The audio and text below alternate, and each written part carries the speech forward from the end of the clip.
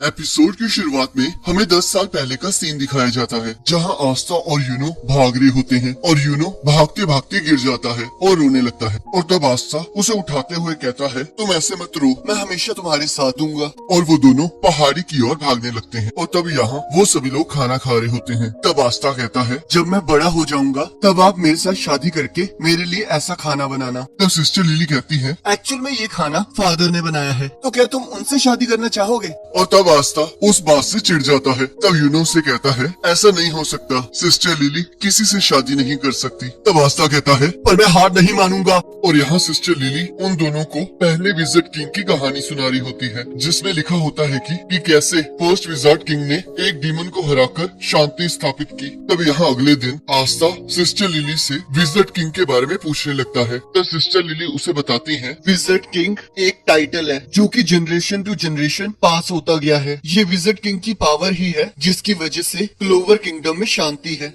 और वो किंग के बाद दूसरा सबसे इम्पोर्टेंट पर्सन है। तब आस्था कहता है, तो फिर तय हो गया, अगला विजार्ड किंग मैं बनूंगा। जिसे सुनकर सिस्टर लिली और यूनो दोनों हैरान हो जाते हैं। तब सिस्टर लिली के पूछने पर आस्था बताता है, क्योंकि विजार्ड किंग ने डीमन को हराया था तो इसका मतलब वो जरूर बहुत ज्यादा स्ट्रॉन्ग और कूल होंगे। मैं बस बड़ा होके उनकी तरह बनना चाहता हूँ, और अगर मैं एक बार विजार्ड किंग बन गया तब मैं आप सबकी लाइफ को इजी बना पाऊंगा, और मैं इस बेकार सी चर्च को ठीक करवा दूंगा। और जब मैं एक बार विजार्ड किंग बन जाऊंगा तब आप मेरे साथ शादी कर लेना। पर सिस्टर लिली उसे फिर से मना कर देती है। तब हम देखते हैं सर्दियों का मौसम आ चुका होता है और आस्था अपने मैजिक को यूज करने की कोशिश कर रहा होता है, और हम देखते हैं उस कोशिश का कोई फायदा नहीं हो रहा होता। तब आस्था कहता है, सिस्टर लिली मैं आपकी मदद कर देता हूँ और फिर आप मुझसे बाद में शादी कर लेना। पर हम देखते हैं सिस्टर लिली फिर से मना कर देती है, और तब आस्था फिर से रोते रोते जिद करने लगता है। और यहाँ यूनो बच्चों को संभाल रहा होता है। तब आस्था कहता है, मैं इसे संभालता हूँ, एक फ्यूचर विजार्ड किंग के लिए ये कितना ही मुश्किल होगा।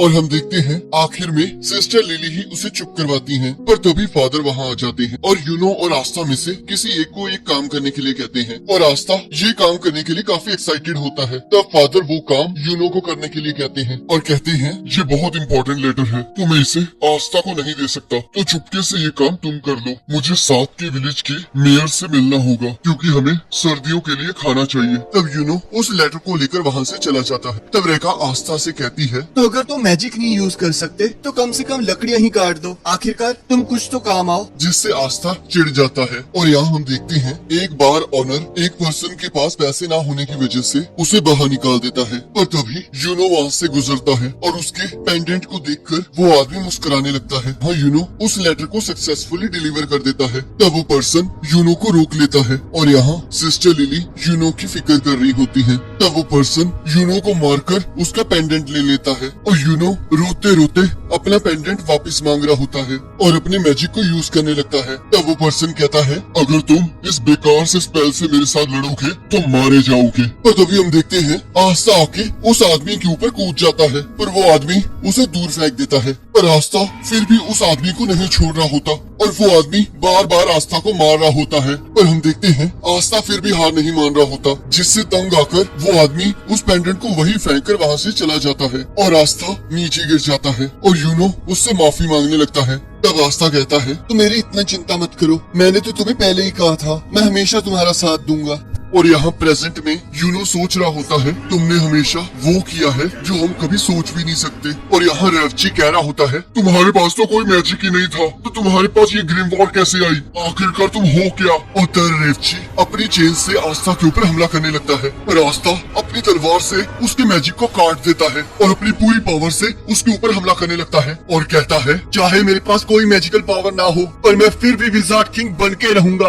और कभी हार ना मानना, यही मेरा मैजिक है। और उसे दीवार में पटक देता है और कहता है, मैंने हमेशा अपनी बॉडी को ट्रेन किया है, तो आखिरकार वो आज मेरे काम आ ही गया। और हमें फिर से पास्ट का सीन दिखाया जाता है, जहाँ यूनो आस्था से माफी मांग रहा होता है। तब आस्था कहता है, ये तो कुछ भी नहीं है, तुम्हारी इसमें कोई गलती नहीं है, और मैं विजार्ड किंग बन के तुम्हें और बाकी सबको बचाऊंगा और तुम्हें किसी चीज की भी चिंता करने की जरूरत नहीं पड़ेगी। और मैं सभी को ये प्रूफ कर दूंगा, चाहे आप गरीब हो या फिर अनाथ, आप फिर भी विजार्ड किंग बन सकते सकते हैं, कोई भी ये कर सकता है अगर कोई पूरी शिद्दत से करना चाहे, चाहे वो मैं हूँ या फिर तुम। और तब यूनो अपने आंसुओं को पोंछकर कहता है, अब से मैं कभी नहीं रोऊंगा। मैंने सोच लिया है, मैं भी विजार्ड किंग बनूंगा और मैं भी स्ट्रॉन्ग होके तुम सभी को बचाऊंगा, ताकि मैं तुम सभी की जिंदगियों को अच्छा बना सकूं और मैं कभी हार नहीं मानूंगा। और यहाँ प्रेजेंट में आस्था यूनो को अपनी ग्रिम वॉर दिखा रहा होता है। तब यूनो कहता है, तो तुमने आज मुझे फिर से बचा लिया और एक दिन मैं इस उधार को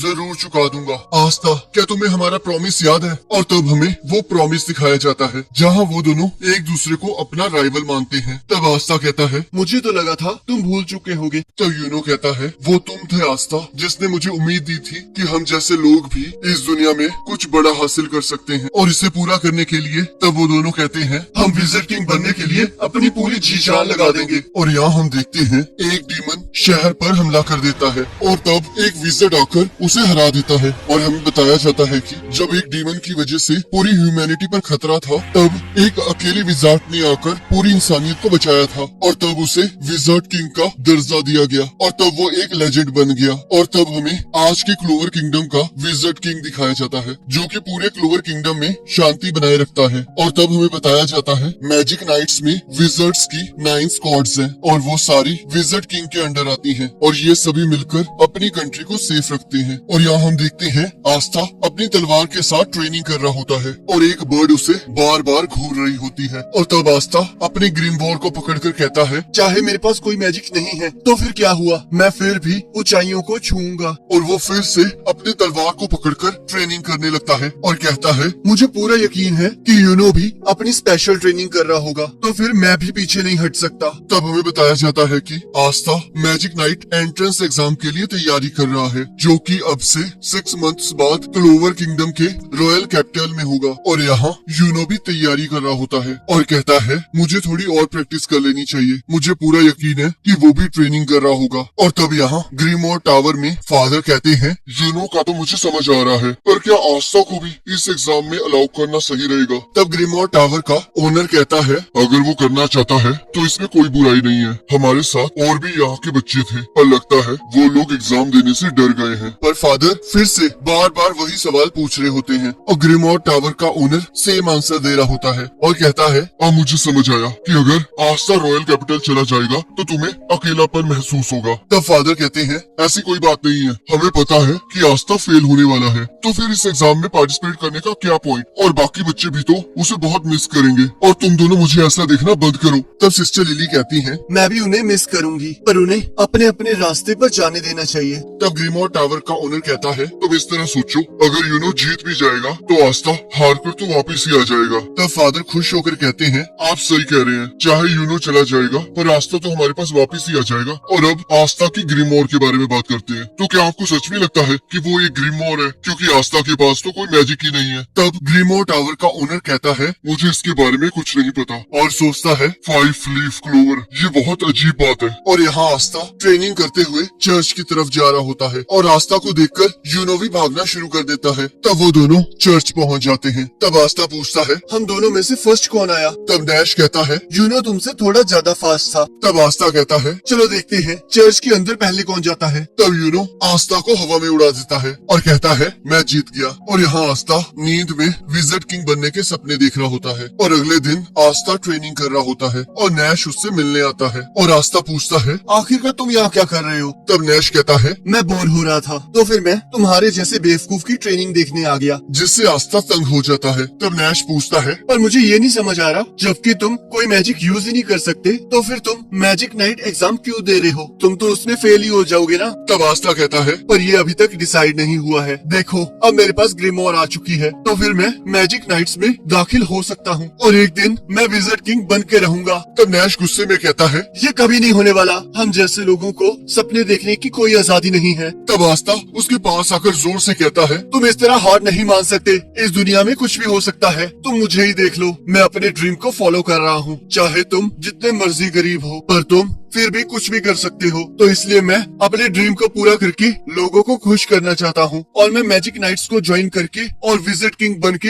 ये प्रूव कर दूंगा। और यहाँ रात को यूनो और आस्था के जाने से पहले एक पार्टी रखी होती है और तब आस्था फादर को बहुत प्यार से देख रहा होता है। तब फादर कहते हैं, ये अकेले तुम्हारे तुम्हारे लिए नहीं है, और वैसे तो ये यूनो के लिए ही है, क्योंकि यूनो ही सिर्फ इस एग्जाम को पास करेगा। एग्जाम में फेल होने के बाद शर्मिंदा होने की जरूरत नहीं है, और वैसे भी कोई ये एक्सपेक्ट नहीं कर रहा कि तुम पास हो जाओगे, चाहे जो मर्जी हो जाए, ये हमेशा तुम्हारा घर रहेगा। तब आस्था कहता है, ये सारी बातें आप यूनो को भी कहोगे ना? तब फादर मना कर देते हैं। तब आस्था कहता है, ये गलत बात है, मैं एक दिन विजिट किंग बनूंगा और तब मैं सिस्टर लिली से शादी करने वापस आ जाऊंगा। तब सिस्टर लिली अपने मैजिक से आस्था के एक पंच मारती है और सभी को खाना खाने के लिए कहती है, और अगले दिन वो सभी आस्था और यूनो को अलविदा कहने लगते हैं। तब नैश कहता है, इतनी चिंता मत करो, आस्था बहुत जल्द वापस आने वाला है। पर अगर आस्था, अगर तुम किसी तरह मैजिक नाइट में एंटर हो गए, तब मैं भी विश्वास कर लूंगा कि इस दुनिया में सपने पूरे होते हैं और मैं जो चाहूँ वो बन सकता हूँ। तो क्या पता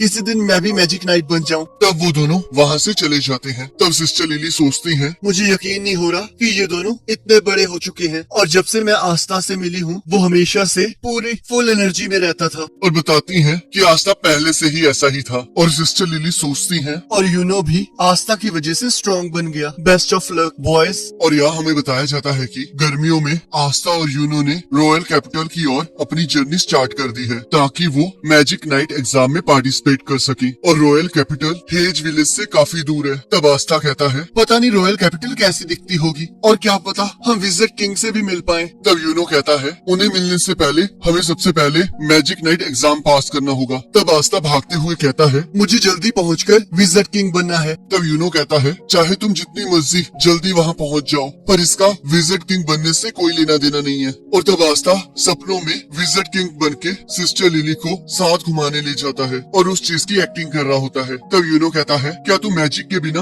उड़ भी सकते हो? तब आस्था कहता है, मुझे पूरा यकीन है कि मैं अपनी ग्रिमोर की मदद से ये सब कुछ कर लूंगा। अगर आप हार नहीं मानोगे तो आप कुछ भी कर सकते हो। चलो, जब तक हम रॉयल कैपिटल नहीं पहुंच जाते तब तक हम ट्रेनिंग करते हैं। और तब वो दोनों भागते भागते थक जाते हैं, पर आस्था हार नहीं मान रहा होता, पर यूनो उसे रोक देता है। और तब वो दोनों आराम से अपनी मंजिल की ओर बढ़ने लगते हैं और रास्ते में आने वाली सारी मुश्किलों का मिलजुल कर सामना करने लगते हैं। और तब हमें बताया जाता है, बहुत लंबी जर्नी के बाद आस्था और यूनो आखिरकार क्लोवर किंगडम की रॉयल कैपिटल के पास पहुंच गए, और वहाँ मैजिक नाइट एंट्रेंस एग्जाम उनका इंतजार कर रहा था। और इस एग्जाम को पास करने के लिए उन्हें बहुत सारे पावरफुल अपोनेंट्स के साथ लड़ना होगा। और इसी के साथ एपिसोड खत्म हो जाता है। अब अगर आपको ये वाला एपिसोड अच्छा लगा है तो आप इस वीडियो को लाइक कर सकते हैं, और चैनल पर नए हो तो सब्सक्राइब कर सकते हैं। अब अगले एपिसोड का लिंक आपकी स्क्रीन पर आ रहा होगा, और उस पर क्लिक करके अगले एपिसोड को देख सकते हो।